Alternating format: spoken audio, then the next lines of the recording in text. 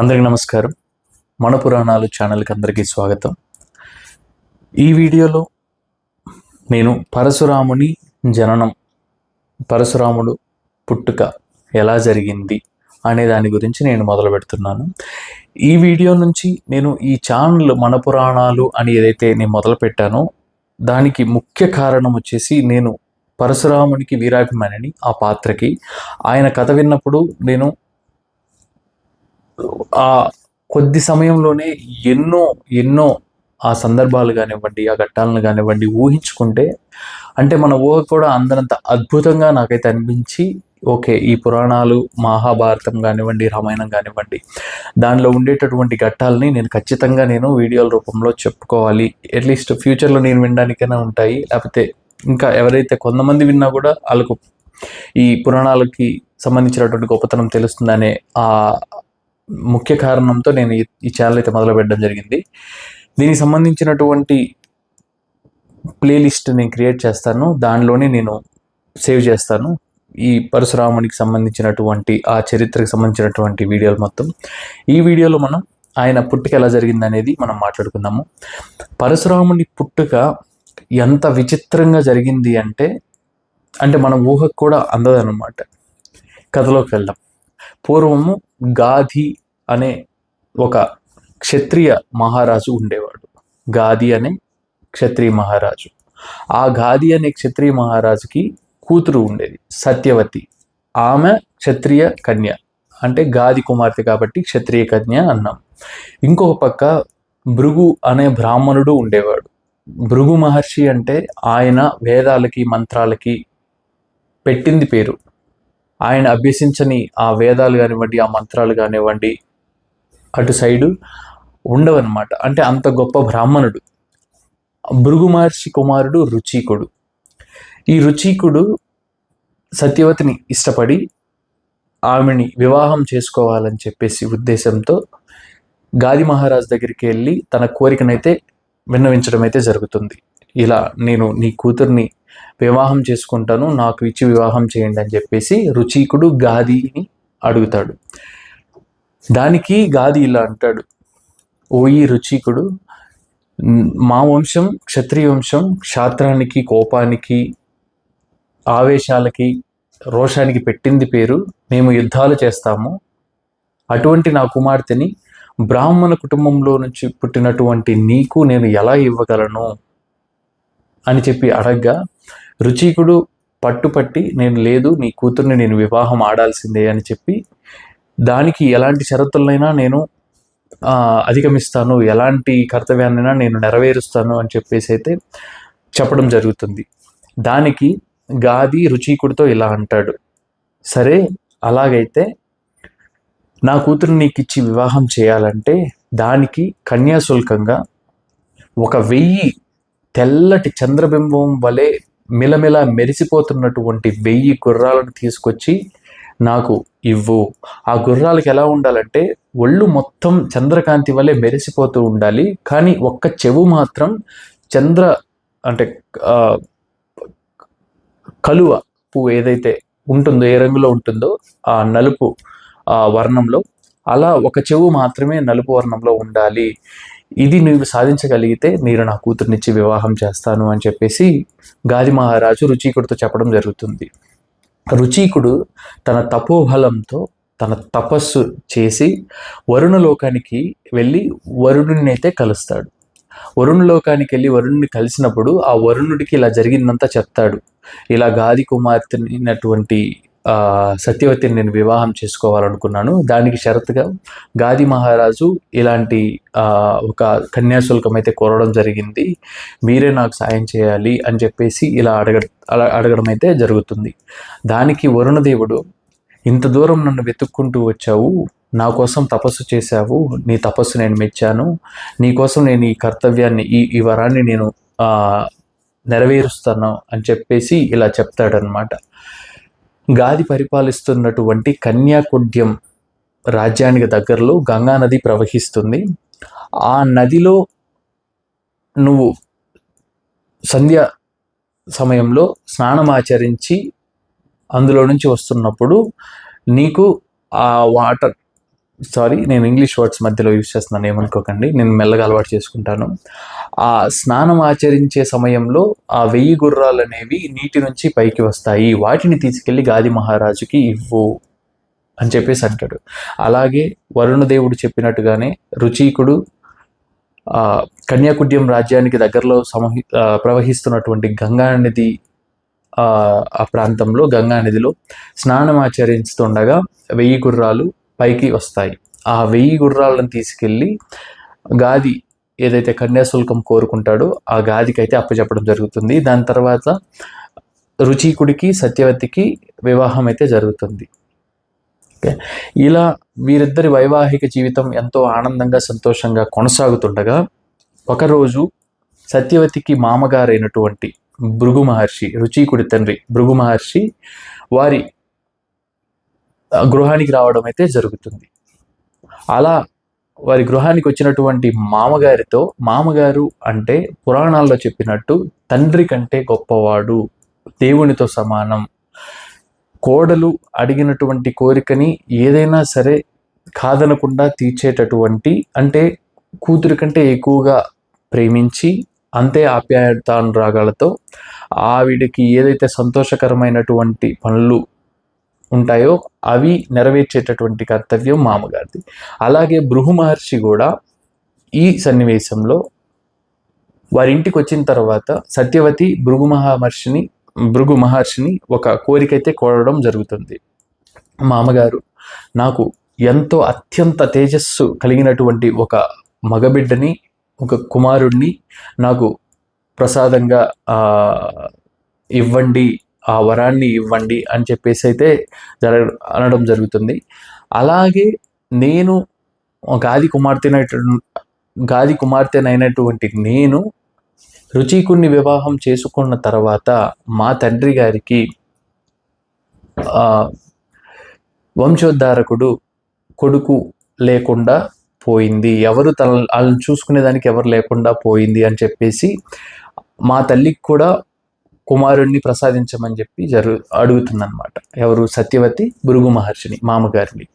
భృగు మహర్షి ఇలా అంటాడు, అమ్మా తల్లి, మీ తల్లి దేశాటనకి బయలుదేరి తీర్థయాత్రలన్నీ చేసి తిరిగి వస్తుంది, తిరిగి వచ్చేటప్పుడు ఈ గృహానికి వస్తుంది.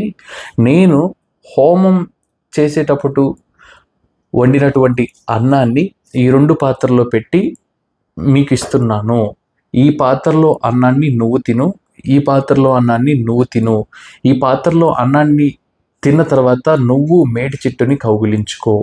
ఈ పాత్రని మీ తల్లికిచ్చి తినమని చెప్పి మీ తల్లిని అశ్వత్థ వృక్షాన్ని అంటే రావి చెట్టుని కౌగిలించుకోమని చెప్పు అని చెప్పేసి సత్యవతికి అయితే చెప్పడం జరుగుతుంది. ఆ కోరికని తీరుస్తానన్నటువంటి ఆనందంలో సత్యవతి ఈ పాత్రల్ని తారుమారు చేసి తన తల్లికి ఇవ్వాల్సినటువంటి పాత్రని తాను తినాల్సినటువంటి పాత్రని తన తల్లికి ఇస్తుంది. ఇలా తిన్న తరువాత, ఈ తప్పిదం జరిగిన తర్వాత భృగు మహర్షితో ఇలా అంటుంది, అయ్యో మామగారు, ఇలా నేనైతే ఒక తప్పు చేయడం జరిగింది, ఇలా పాత్రలు తారుమారు చేసి తినడం అయితే జరిగింది, దీని నుంచి మీరే ఎలాగైనా బయటపడేయాలి, మీరే ఏదైనా చెప్పండి అని చెప్పినప్పుడు, అయ్యో తల్లి, ఎంత పని చేశావు, రుచీకుడు భార్య అయినటువంటి నీవు నా కోడలివి, నా కుటుంబంలో నీకు పుట్టేటటువంటి బిడ్డ మంత్రాలు వేదాలు అభ్యసించి అత్యంత సంపన్నుడైనటువంటి బ్రాహ్మణుడు పుట్టాలని చెప్పి నీకు ఒక పాత్ర ఇచ్చాను. అలాగే మీ తండ్రి గారు క్షత్రియ మహారాజు, క్షాత్ర పరిపాలన చేయాలి కాబట్టి అత్యంత క్షాత్రం కలిగిన వాడు, అత్యంత ఆవేశంతో ఉన్నటువంటి వాడు, పౌరుష పరాక్రమాలతో ఒక బిడ్డని పుట్టాలని చెప్పేసి నీ తల్లికి ఒక పాత్రనిచ్చాను, అవి తారుమారు చేసేసావు అని చెప్పేసి దీనికి ఉపాయం కూడా చెప్పడం అయితే జరుగుతుంది.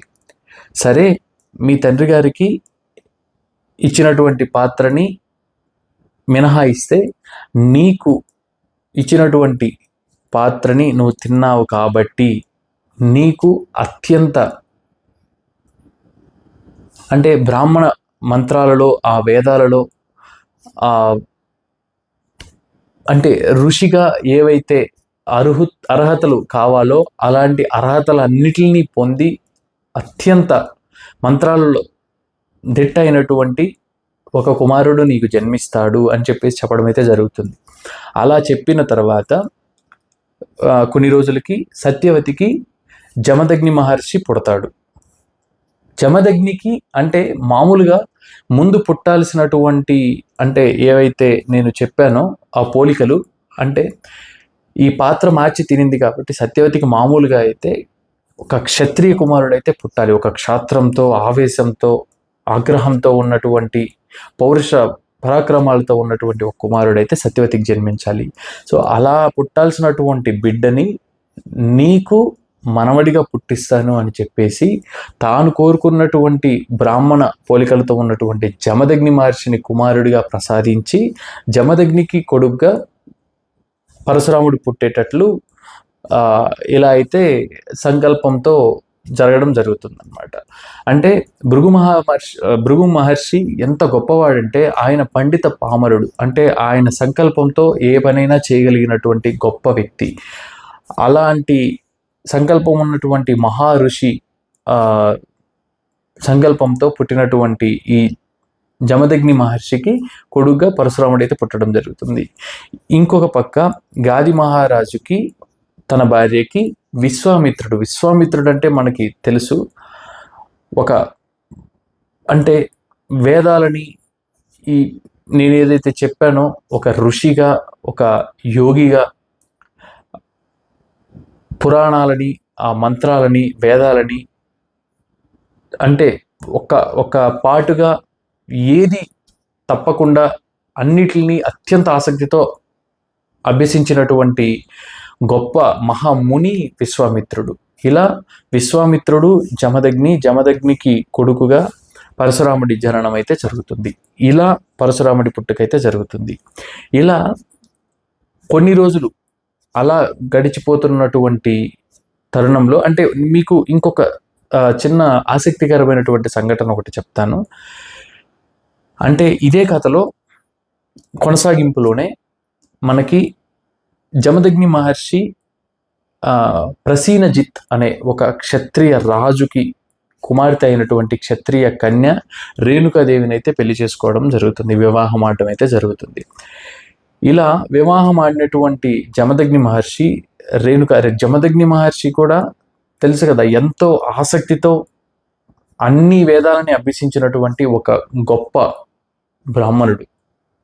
ఆయన వేదాలలో ఉపవేదమైనటువంటి ధనుర్వేదాన్ని ఆయన అభ్యసించి ధనుర్విద్యలో ఒక దిట్టగా ఆయన ఆ బాణాలు వేసే విద్యలో ఆయన చాలా సంపన్నుడు అనేది మనకి ఒక గొప్ప పేరైతే ఉంది. అలా ఒకరోజు జమదగ్ని మహర్షి తన భార్య రేణుకాదేవితో కలిసి సరదాగా ఆడుకుంటున్నటువంటి సమయంలో ఆ ఆట ఎలాంటిదంటే జమదగ్ని బాణాలు వేస్తూ ఉంటాడు. ఆ బాణాలు ఎక్కడో దూరంగా పడినప్పుడు ఆ బాణాలు తీసుకొచ్చి మళ్ళీ తిరిగి జమదగ్ని మహర్షికి అయితే ఇవ్వడం జరుగుతుంది. అది ఒక సరదాగా ఆడుకుంటూ ఉంటారు. ఇంతలో జమదగ్ని మహర్షి తన భార్యకి చెమటలు పట్టి ఆయాసపడడం అయితే గమనిస్తాడు. జమదగ్ని మహర్షి ఎప్పుడైతే గమనించాడో అదే సమయంలో సూర్య భగవానుడు అత్యంత ప్రమాదకరంగా ప్రకాశిస్తూ ఉంటాడు. ఎంత ప్రమాదకరంగా అంటే ఒక అగ్నిగోళంలాగా ప్రకాశిస్తూ ఉంటాడు. అది చూసినటువంటి జమదగ్ని అత్యంత కోపంతో తన కమండలాన్ని తీసుకొని ఆ కమండలంలో నుంచి నీళ్లు తీసుకొని సూర్యభగవానుడి మీద విసరపోతాడు అత్యంత కోపంతో. అది గమనించినటువంటి సూర్యభగవానుడు హుటాహుటిన వచ్చి జమదగ్ని మహర్షి దగ్గరికి, అయ్యో తండ్రి, నేను ఋతుకాలం ప్రకారం నేను ప్రకాశిస్తున్నాను. ఋతువుల ప్రకారం నేను ఇలా ప్రకాశించడం ఆగిపోతే భూమండలం మీద ప్రాణకోటి ఏమవుతుంది, సమస్తం ఆగిపోతుంది. కాబట్టి నీకోసం నేను ప్రకాశించడం ఆపలేను. నాకు తెలుసు మీ భార్యకి నేను దుఃఖం కలిగిస్తున్నాను, ఇబ్బంది కలిగిస్తున్నాను, కానీ మీ కోపానికి నేను భయపడి ప్రకాశించడం ఆపేస్తే సమస్త భూమండలం అనేది నిర్వీర్యం అయిపోతుంది. కాబట్టి భూమండలంలోనే కాదు, అంటే విశ్వంలో ఇప్పటి వరకు లేనటువంటి 2 పదార్థాలని, 2 వస్తువులని నీ కోసం నేను పుట్టిస్తున్నాను అని చెప్పేసి చెప్పులు, గొడుగు అప్పుడు మన సూర్య భగవానుడు పుట్టించి జమదగ్ని మహర్షికి, రేణుకాదేవికి కానుకగా ఇస్తారనమాట. ఇవి తీసుకొని కాళ్ళకి చెప్పులు తొడుక్కొని చేతితో గొడుగును పట్టుకో, అప్పుడు నా ప్రకాశం నేను ఇలా ఎక్కువగా ప్రకాశిస్తున్నాను కాబట్టి దానికి సంబంధించినటువంటి వేడి మిమ్మల్ని తగలదు, మీకు ఇబ్బంది కలగదు అని చెప్పేసి వెళ్ళిపోవడం అయితే జరుగుతుంది. అందుకు అప్పుడు ఈ చెప్పులు, గొడుగు అనేవి అప్పుడు మొట్టమొదట మొదలయ్యడం అయితే జరిగింది. వీటిని అప్పటి నుంచి దాని తర్వాత ఎవరైనా గొప్ప వాళ్ళకి సన్మానం చేస్తున్న సమయంలో కానివ్వండి, గురువులని సన్మానిస్తున్న ఆ టైంలో కానివ్వండి, అంటే ఇది అప్పటి నుంచి ఇవి కానుకలుగా ఇవ్వడం అయితే ఒక ఆచారంగా రావడం జరిగింది. అందుకని మామూలుగా మనకు తెలుసు, ఎవరైనా సరే ఒక కళ్యాణ మహోత్సవం జరుగుతున్న టైంలో పెళ్లి కొడుకుకి మామగారి ఇంటి వాళ్ళు చెప్పులు, గొడుగు ఇచ్చేసి ఏదో కాశీయాత్ర అని చెప్పేసి అలా అయితే చేస్తుంటారు కదా. ఆ కాశీయాత్ర పక్కన పెడితే ఇవి ఎందుకు ఇస్తారు అనేది అక్కడ మొదలైందనమాట. అంటే గొప్పవారని కాదు, బ్రహ్మచార్యాన్ని విడిచి తన ఇంటికి అల్లుడుగా వస్తున్నటువంటి ఆ వ్యక్తిని సన్మానం అని కాదు, అదొక ఆనందకరమైనటువంటి ఒక సంఘటనగా దానిని పరిగణించి ఆయనకి ఆ చెప్పులని, గొడుగుని కానుకగా అయితే ఇవ్వడం జరుగుతుంది. ఇదనమాట. అంటే నేను ఈ వీడియోలో పరశురాముని జననం, దాని తర్వాత జమదగ్ని మహర్షి ఆ ప్రయాణం గురించి చెప్పదలుచుకున్నాను. నెక్స్ట్ వీడియోలో జమదగ్ని మహర్షి గురించి మళ్ళీ మాట్లాడుకుందాము. పరశురాముడికి అసలు పేరు ఎలా వచ్చింది, పుట్టడం జరిగింది, పెద్దవాడమ్మడం జరిగింది, దీని తర్వాత అసలు పరశురాముడికి తన పేరు ఎలా వచ్చింది, దాని తర్వాత పరశురాముడి జీవితంలోనే ఒక ముఖ్యమైన ఘట్టం, ఆశ్చర్యకరమైనటువంటి ఘట్టం, పరశురాముడు తన తల్లిని తలనరికి చంపేస్తాడు. అది ఎందుకు అనేది మనం తర్వాత వీడియోలో మనం మాట్లాడుకుందాము. సో అంతేనండి. ఈ ఛానల్ నేను ఎంతో ఇష్టంగా నేను మొదలుపెట్టాను. అంతే ఇష్టంగా నేను దానికి సంబంధించినటువంటి కథలను కానివ్వండి, ఏదైనా సరే నేను క్షుణ్ణంగా వివరించడానికి ట్రై చేస్తాను. ఇంతకుముందు నేను చేసినటువంటి వీడియోలో మాటల మధ్యలో ఇంగ్లీష్ వాడడం అలా అలవాటు ఉంది కాబట్టి కొంచెం తడబడొచ్చు, మధ్య మధ్యలో 1-2 ఇంగ్లీష్ పదాలు వాడచ్చు.